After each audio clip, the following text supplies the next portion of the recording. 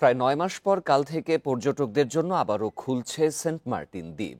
তবে নভেম্বর মাসে দিনে গিয়ে দিনেই ফিরতে হবে পর্যটকদের।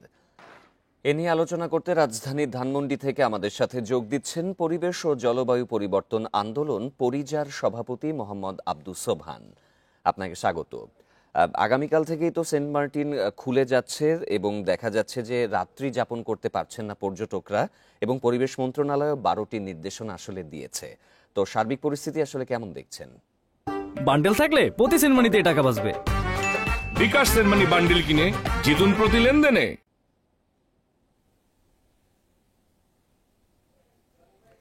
পরিবেশ বন ও জলবায়ু পরিবর্তন মন্ত্রণালয় যেসব নির্দেশনা দিছে এগুলি আসলে প্রয়োজন আছে।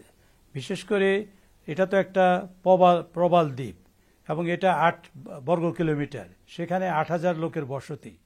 এখন যদি আমাদের পর্যটকরা খুবই আগ্রহী সেখানে যাওয়ার জন্য, কিন্তু তারপরও ওই দ্বীপের কিন্তু একটা সীমাবদ্ধতা আছে, তার একটা ধারণ ক্ষমতা আছে, সেটা তো বাইরে যাওয়া যায় না। যার জন্য সরকার বা পরিবেশ বন ও জলবায়ু পরিবর্তন মন্ত্রণালয় আপনার পর্যটকদের সংখ্যা সীমিত করে দিছে। এখন প্রশ্ন আসছে যে আগামীকাল থেকে এই সেন্ট মার্টিনে যাওয়ার অনুমতি সরকার প্রদান করছে এবং বলা হয়েছে যে নভেম্বর মাসে রাত্রি যাপন করা যাবে না, ডিসেম্বর জানুয়ারিতে রাত্রি যাপন করা যাবে এবং 2000 পর্যটক প্রতিদিন যাবে। আমরা যদি একটা জিনিস একটু খেয়াল করি, 1985 সালে সেন্ট মার্টিন দ্বীপের জনসংখ্যা ছিল 3000, 2005 সালে প্রায় 5,500, বর্তমানে 8,000। তাহলে দেখেন সেখানেও কিন্তু প্রতিনিয়ত জনসংখ্যা বাড়ছে। তারপরেও যদি আমার নিয়ন্ত্রিত পর্যটক সেখানে না যায় তাহলে ওই দ্বীপটা কিন্তু তার ভার সইতে পারবে না। ওই জন্য এটা নিয়ন্ত্রণ করা প্রয়োজন। আর অন্য যেগুলি আপনার অন্যান্য যেসব শর্ত দিছে সেগুলো তো আমাদের পরিবেশের জন্য প্রয়োজন, যেহেতু সেখানে যদি আমরা প্লাস্টিক ফেলি, পলিথিন ফেলি। সেক্ষেত্রে একটা বিষয় বলছেন যে দিনের বেলাতে আসলে যদি শুধুমাত্র সেখানে থাকার সুযোগ দেওয়া হয়, যে যাতায়াতে যে সময়টা ব্যয় হবে তারা হয়তো প্রকৃতি বা সৌন্দর্য উপভোগ করতে পারবেন না। সেই বিষয়টি আসলে কিভাবে দেখছেন? আমি ওই জায়গায় আসছি।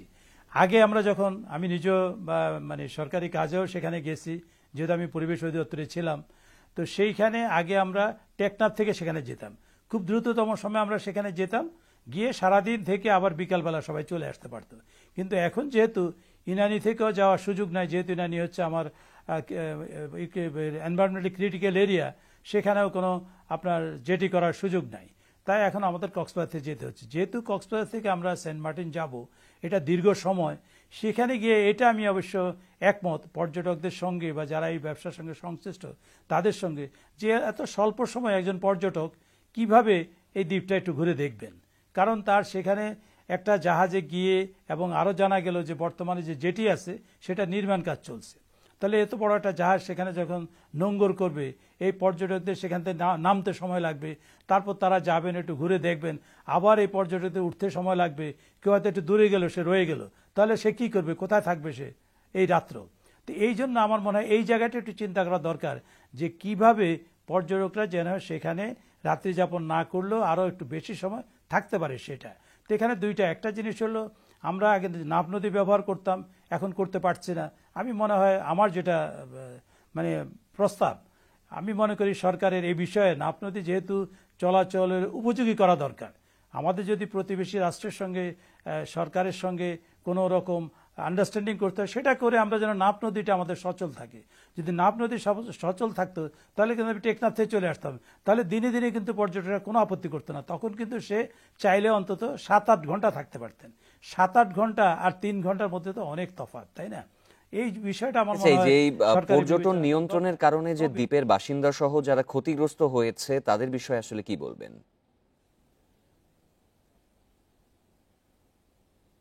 না, আমি প্রথমেই কিন্তু আমি বলছিলাম 1985 সালে যখন এখানে জনসংখ্যা নিয়ে বা এই প্রবাল দ্বীপের কি সম্পদ আছে এটা নিয়ে একটা আপনার সরকারের একটা প্রতিবেদন তৈরি করছে আমাদের চট্টগ্রাম বিশ্ববিদ্যালয় সহ মেরিন সায়েন্স ইনস্টিটিউট সহ পরিবেশ অধিদপ্তর মিলে।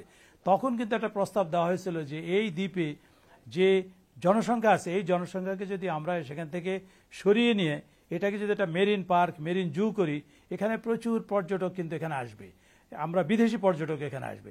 কিন্তু কোনো সরকারই সেদিকে নজর দিচ্ছে না।